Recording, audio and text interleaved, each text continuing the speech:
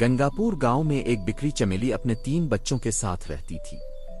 चमेली बहुत सुस्त थी और दिन भर सिर्फ सोना पसंद करती थी।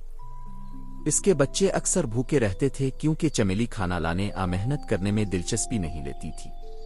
वो अपने दिन आराम से गुजारना चाहती थी और बच्चों की भूख की परवाह कम करती थी। एक दिन चमेली के बच्चे भूख के मारे जाग गए और मां को बार बार जगाने लगे। चमेली को ये बिल्कुल अच्छा ना लगा, मगर आखिरकार बच्चों के लिए मजबूर होकर वो खाने की तलाश में निकल पड़ी। रास्ते में इसे कई जगह खाना मिल सकता था, लेकिन हर जगह काम के बदले मिलने वाले खाने को लेने के लिए मेहनत करनी पड़ती थी। चमेली ने हर जगह काम करने से इनकार कर दिया क्योंकि इसे मेहनत करना पसंद नहीं था। आखिरकार चमेली एक खेत में जा पहुंची जहां फसलें तैयार थीं। इसने मौके का फायदा उठाया और चोरी करके खुद और बच्चों के लिए खाना ले लिया। मगर खेत का मालिक चमन इसे पकड़कर दरख्त से बांध देता है और इसे 3 दिन तक भूखी प्यासी रहने पर मजबूर कर देता है। इस दौरान चमेली के बच्चे घर में अपनी मां का इंतजार कर रहे थे और परेशान हो गए।